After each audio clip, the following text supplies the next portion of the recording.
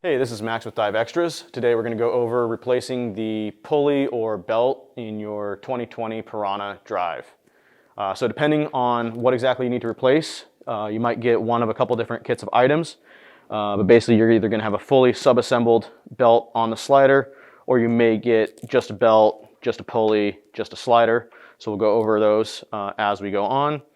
Then you're also going to get an M5x16 socket head cap screw with a thread locking patch, and 4 M4x10 thread locking socket head cap screws. So these aren't absolutely necessary to replace. They can be reused 2 or 3 times at least. But while you're in there, it's nice to go ahead and replace them and hang on to the old ones as spares. As far as tools, mandatory tools you'll need are a small pair of side cutters or snips, a 4mm hex driver, a 3mm hex driver, and some sort of fulcrum to tension the belt drive. It's going to need to be between roughly 1/8 and 3/16 of an inch at the tip. And you're going to want to be at least 5.5 or 6 inches long, and it can really be as long as you need.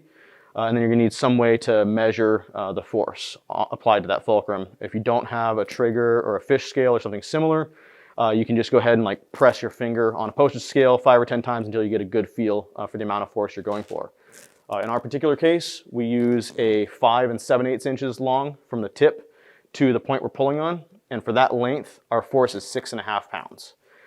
So if you deviate from that length, just whatever percentage you deviate in length, up or down, you deviate the opposite percentage in force. So for example, if you increase the length to 8 inches, you would decrease the force to approximately 4 3/8 pounds.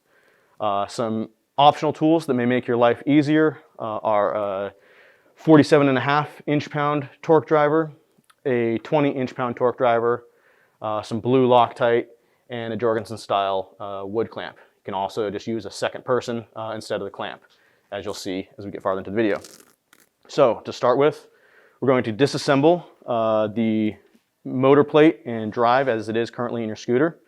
So first step, go ahead and disconnect the reed switch from the ESC, just on that little clip connector there. And we can just kind of tuck that wire out of the way. Next, we're going to snip the zip tie that's holding the ESC to motor wires onto the wall of the scooter. Go ahead and throw that away. Now we're going to take our 4mm driver, and we are going to slacken off the M5x16 socket head that is currently tensioning the drive.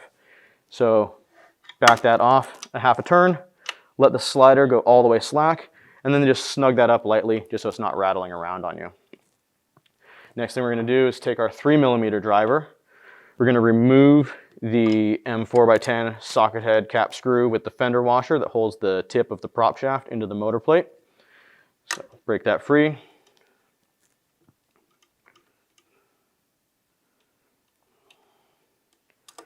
All right. And if you drop any screws in the body of the scooter at this time, don't worry about it because we'll be turning the whole thing upside down. You can dump them all out. Go ahead and grab that screw, set it aside. And then we can go ahead and drop the prop shaft out of the motor plate. So just give it a little wiggle and it should drop right free. All right, there we go. Now there's 3 more M4x10 socket head cap screws holding the motor plate into the tail of the scooter around the perimeter of it. We're just going to go ahead and pop all of those free as well at this time because we're going to take the whole motor plate out to get access to the tensioner.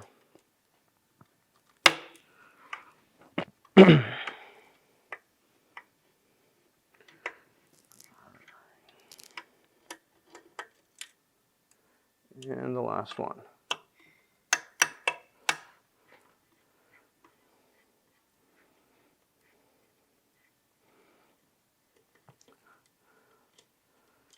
All right, now that all of those are free, we can go ahead and grab the motor and pull the entire plate out. And the heatsink plate on here, it may stay attached to the wall of the scooter, may stay attached to the motor. It doesn't really matter. You can just leave it wherever it ends up at. So we can pop the whole thing out. You can see I dropped a couple screws in there, so we'll take care of that in a second. And I've got the motor plate out. So we're going to go ahead and set the motor plate down. And you can see the underside of it here with the slider and the motor pulley. And like I said, I'm going to go ahead and just dump the scooter upside down, pull those screws that I dropped out of it. So now we can set the scooter body aside for a second. And these are those screws I was talking about. You can go ahead and reuse them or replace them. Like I said, they can be used multiple times. And we're going to have 3 of these M4x10s with regular washers on them, and then 1 with the fender washer on it that goes onto the prop shaft. Now we can go ahead, come back to the motor plate, go ahead and fully remove the slider with that M5x16 socket head and our 4mm driver.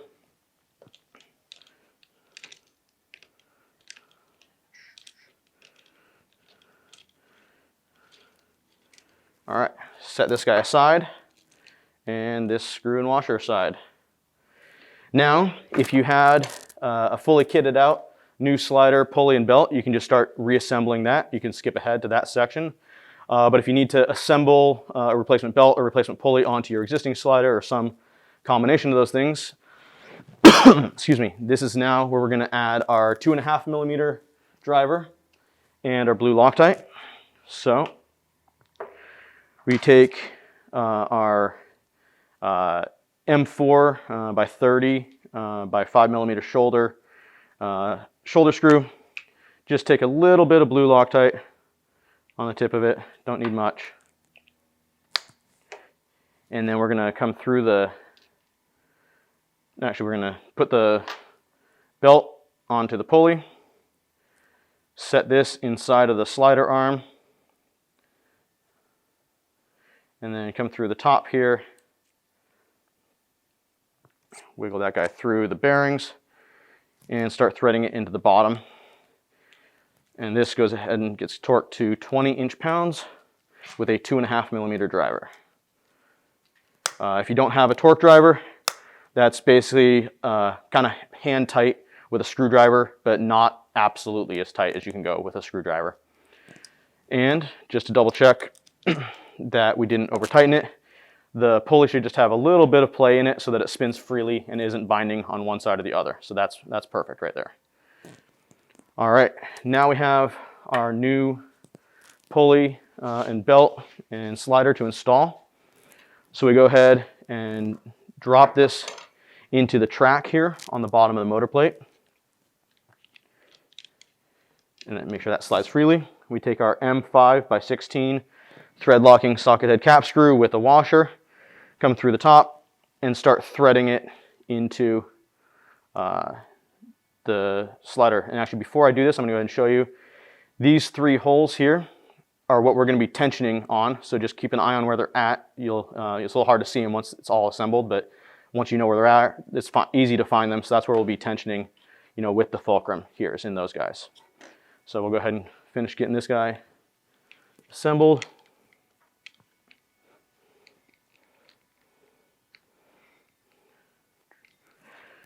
And we can just spin this down, just finger tight for now. All it needs to do is hold its place. And we're actually going to compress it all the way towards the motor to give ourselves as much clearance as possible on that belt so it's easier to assemble onto the prop shaft pulley. So that's everything right there. Now it's time to go ahead and reinstall this back into the tail of the scooter. So we can set this stuff aside. Alrighty, we've got the tail of the scooter here. We're going to go ahead and take the motor plate, and note there are 3 ears on the outside of the motor plate. Those 3 ears index on the lip, inner lip of the tail cone there at all 3 points to make sure it's oriented and centered properly. So it's important to note that and make sure you fully compress the motor against the heat sink to get it properly lined up. So we go ahead and drop this guy in, set it in gently, and get those, the area where the M4 screw goes through, get that set on the arm tabs, and then make sure that the ears are contacting the edges of the tube there. If they're not quite fully contacting, this is where you can have a friend compress it down, or if you don't have a friend or one who isn't strong enough, this is where the Jorgensen clamp comes in handy. So you can just go ahead and clamp across the motor to the heatsink, and that should suck everything in nice and tight. Excuse me.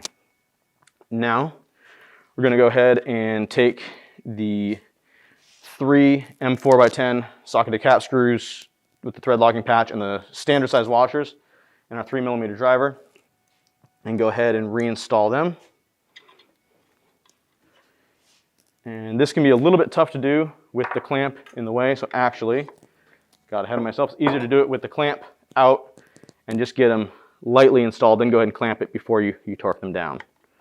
So we'll get all 3 of those screws started.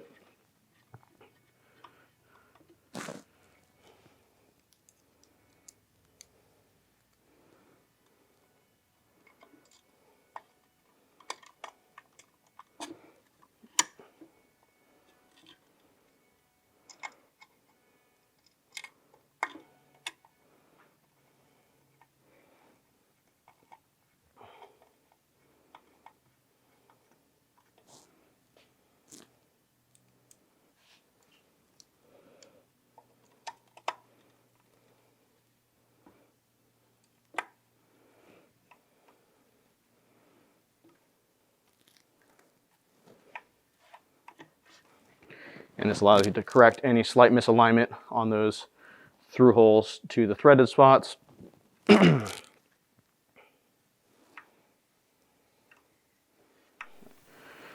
Just tension that guy in. Now we're going to go ahead and tighten these guys back up. And so these 3 screws also get torqued to 20 inch-pounds with a 3mm driver. So to review, that's just a little bit less than all the way as tight as you can go by hand with a screwdriver if you don't have a torque driver of the appropriate setting.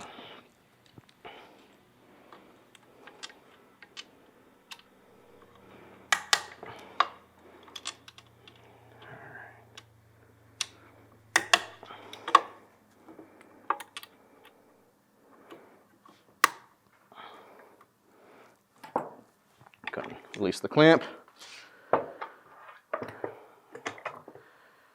Now the fun part. We are going to drop the prop shaft down a little bit, and we need to kind of fish the belt onto the pulley that's on the prop shaft. So it's a little bit tricky, but as long as we have that slider in the position closest to the motor, we have a little bit of slack, and you can just kind of feed everything together.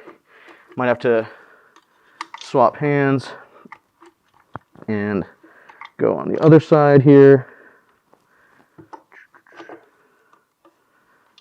And of course, sometimes it just slides right on. Sometimes you have to fight it for a couple minutes, but it will go.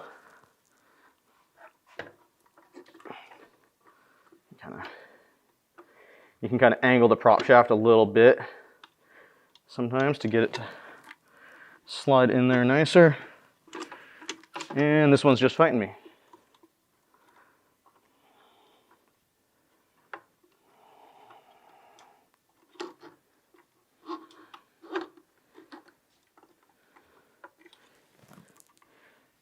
There we go. All right, we have the belt onto the prop shaft pulley now.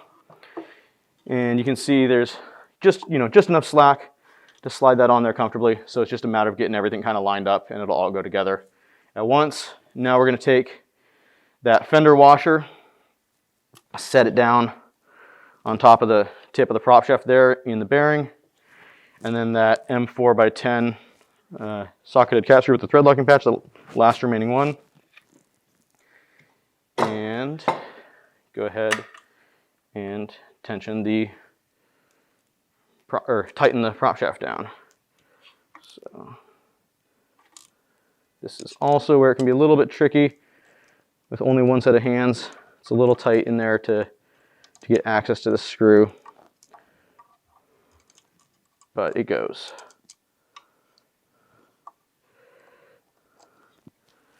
And then just hold the prop shaft up while you get that screw started so you don't accidentally push it back out and end up right where you were. All right, and just like the other M4x10 screws, this guy gets tension with 20 inch-pounds. All right, so now just going to double check that everything rotates freely, there's nothing stuck. And the belt will skip a little bit just because nothing's tensioned yet, but everything is good. All right, now it's time to tension the belt. So first thing, take our M4 driver again, back off that M5x16 screw just a hair, slide it out as far as it'll just naturally go without putting a ton of tension on it, and set that back down just to hold it in place. This is really where you can check that everything is spinning nice and freely. There's no binding on the belt, and you can see that the belt is running roughly midline on that pulley. You can feel, if you reach down here with your finger, your forefinger and your thumb, you can feel a little bit of metal on either side of the belt, so it's not going to run off the top or the bottom of that pulley. So that tells you that everything is aligned properly. Now we're going to take our tensioning tool and we're going to drop it in, and we're going to go for one of those 3 holes that I pointed out earlier, and we're going to reach kind of as far back that direction as we can get it, access to it. And then as we tension it, we're going to pull towards the motor. And so you can see we have our little mark here. So what I do now is I back off this M5x16 socket head cap screw one more time, a quarter turn, so everything slides freely. Then I'm going to tension this guy, and I'm going to hold it right at that 6.5 pound mark. And I'm going to come back here and tighten that screw down. I'm going to go pretty snug right now, so I know it's not going to slide once I release the tension. And then I'm going to take everything out, and then I'm going to come back in and torque this guy all the way to 47.5 inch-pounds. So you will need some sort of T-handle or leverage. About 30 to 35 pounds is pretty much the tightest anybody can get anything with just a plain screwdriver. But if you get it like nice and tight with a screwdriver and then go 1/8 or a quarter turn more, that should be about right if you don't have the proper torque wrench. And if you couldn't get it all the way to that proper force on that first bite, you can go ahead and just lightly tension that screw and then go in and get another bite on that farther in screw. So at this point, all we need to do is go ahead and plug the reed switch back into the ESC, and then go ahead and take that zip tie and re-zip tie the motor to ESC wires back down. We did, although we did not directly touch the shaft seal, we did interact with the shaft seal, and that the prop shaft was moving around, and the shaft seal was reseated when we put everything back together. So we do recommend either vacuum testing your scooter or throwing it in a bunch of paper towels in there and just submerging it without batteries in it in a test tank or a bathtub or something for 15-20 minutes, just to make sure there's no moisture coming in unexpectedly. It's unlikely that any damage was done. If anything, maybe a hair or some dust got on the shaft seal, but that's extremely rare in all the scooters we work on in the shop that come in and out like this. It's only happened maybe once. So as long as you're kind of careful and clean, shouldn't be any issue there. And then go ahead and run your scooter, make sure everything is running properly, and you should be good to go.